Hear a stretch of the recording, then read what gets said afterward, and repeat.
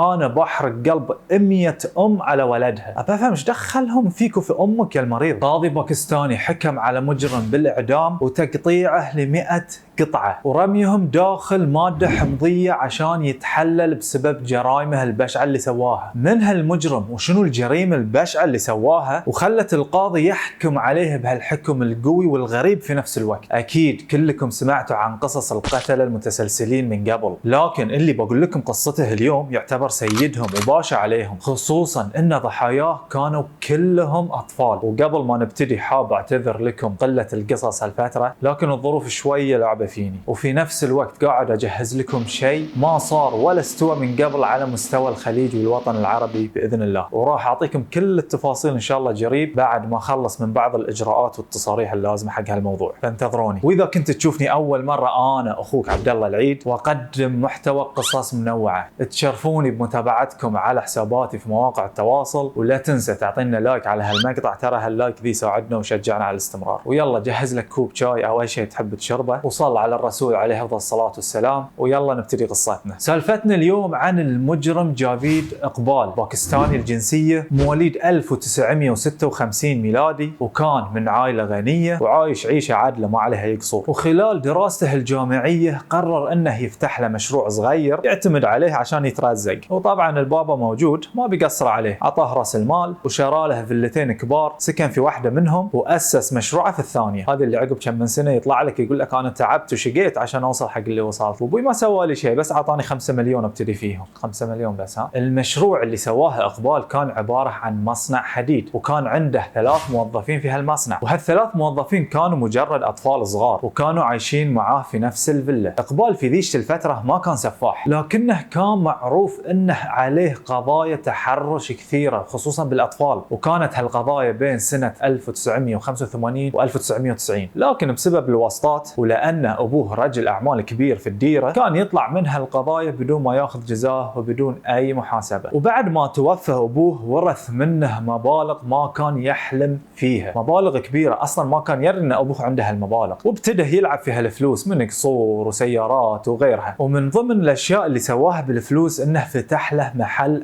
محل العاب الطيبين اذا تذكرونهم قبل، المحلات اللي فيهم العاب. وهني حياه هالمجرم بدات تتغير وبدا يزيد عرج الاجرام فيه، وكان اقبال يدير هالمحل بنفسه. يعني متخيلين ملياردير او مليونير لكنه قاعد يدير محل العاب صغير، يعني الموضوع اكيد غريب. انت واحد غني ليش ما تدير محلات وشركات كبيره؟ ليش قاعد في محل العاب صغير، محل يهال؟ كان هالمجرم يدير هالمحل عشان يشبع رغباته الغذره على الاطفال اللي يجونه كزباين، وكان عنده طرق واساليب قذره عشان يشبع هالرغبات الوسخه اللي فيه. وكان عشان يشبع هالرغبات القذره اللي فيه كان يسمح للاطفال انهم يدخلون ويلعبون في المحل ببلاش، ما كان ياخذ عليهم اي فلوس. واثناء ما هالاطفال كانوا داخل المحل كان يرمي فلوس على الارض ويقعد يراقب، واول ما يشوف احد هالاطفال خذ الفلوس كان يطلع ويصارخ انه في فلوس مسروقه من المحل، ويبتدي يمثل انه قاعد يفتش الاطفال عشان يشوف من اللي خذ الفلوس. وطبعا هو عارف من اللي خذ الفلوس لانه شافه، وكان عنده 2 مراهقين يساعدونه في هالجرائم. بعد ما يمسك الطفل اللي خذ الفلوس ياخذه ويوديه مكتبه، تدي يهدده انه اذا ما سمح له يسوي اشياءه الوسخه فيه راح يسلمه للشرطه، وطبعا ينفذ اللي يبيه تحت تهديد الشرطه. وما والله الشرطه لو دروا فيك انه بيلشطونك تلشط. لكن بعد ما زادت عمليات الاعتداء في هالمحل وكثره الشكاوي عليه، ابتدوا الاهالي يمنعون اطفالهم انهم يروحون ذي المحل. ابتدى الوسخ يشوف ان محله ما عاد فيه زباين، وهو اساسا مو مهتم في الزباين، هو مو مهتم لان اساسا يدخلهم ببلاش، هو ما قاعد يدخل فلوس من هالمحل، هو مخلي هالمحل عشان يشبع رغباته الوسخه. فحاول يسوي روحه ذكي وفتح له مشاريع ثانيه مثل مسابح ومدارس وغيرها، لكن الناس خلاص صارت عارفته وما حد يروح له. وبسبب كثره الاعتداءات اللي ارتكبها على الاطفال، في يوم من الايام صادوه 2 في الشارع، والظاهر انهم كانوا احد اهالي الاطفال اللي اعتدى عليهم، ورنوه رن، وبعد الطق اللي صاده ترقد في المستشفى لفتره. هني الشرطه استغلت وجوده في المستشفى وقررت انها تقبض عليه بسبب كثره الشكاوي عليه، وشافوا انها فرصه زينه ان نقبض عليه دام الحين مكسر وحالته حاله. وقدرت الشرطه انها تسجنه لفتره بسيطه، لكنها اول ما صار زين وبدا يرجع على طول طلع بكفاله. بس خلال هالفتره البسيطه اللي كان فيها في السجن توفت امه، والشرطه منعته انه يروح يحضر جنازتها، وهالشيء وايد اثر عليه يا زعم، يعني انه سوى روح ان هذا الشيء اثر عليه نفسيا. لا بار ما شاء الله عليك، ما اقول لك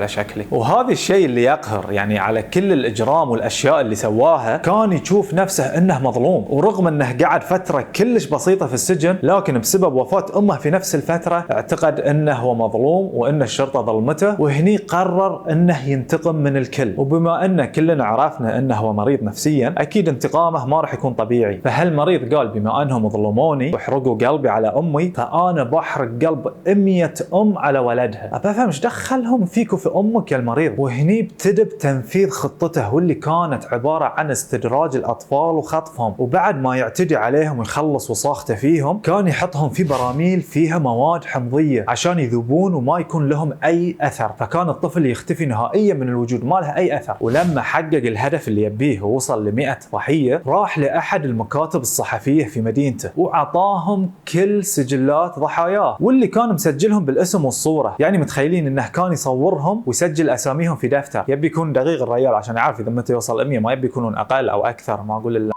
عليك المريض. وقتها على طول تم القبض عليه واعترف بكل جرائمه في التحقيق. ولما قضيته وصلت للمحكمه انكر وقال يا ايش فيكم يا الربع، تغشمر وياكم مو كل شيء تصدقونه. بس القاضي قال له تتغشمر ويا مين يا ولد الكلب، تتغشمر ويا مين؟ القاضي كان مطلع على كل سجله الجنائي، وكان عنده تاريخه كامل في موضوع التحرش والقضايا اللي عليه قبل، وكان عارف ومتاكد انه هو الفاعل، وحكم عليه الحكم اللي ذكرته لكم في البدايه، اعدام وتقطيعه ل100 قطعه، ويقطونهم في حمض نفس ما سوى في هالاطفال المساكين اللي ما لهم اي ذنب، لا فيك ولا في امك اللي ماتت، ايش دخلهم فيك؟ لكن بعد فتره بسيطه حصلوا هالمينون منتحر في السجن، وافتكوا العالم من مرضه وشره، وما تم تنفيذ حكم القاضي فيه. حسافه والله كان زين مقصصينه. وعلى فكره في فيلم كامل يتكلم عن قصه هالمجرم، واذا حابين تشوفونه هذه بوستر واسم الفيلم. وهني وصلنا حق نهايه قصتنا اليوم. مشكورين على متابعتكم، وانتظروا قصتنا القادمه باذن الله. عبي رايكم في التعليقات لو كنتوا انتم مكان القاضي ايش كنتوا بتحكمون عليه، واتمنى تتابعوني على منصات التواصل الاجتماعي. واذا كان ذي اول مقطع تشوفه له، ترى في قصص وايد فاتتك على قناتي في اليوتيوب، وفي سوالف حلوه وقصيره على التيك توك لا تفوتك. كان وياكم اخوكم عبد الله العيد، نشوفكم باذن الله في المقاطع الجايه. فامان الله.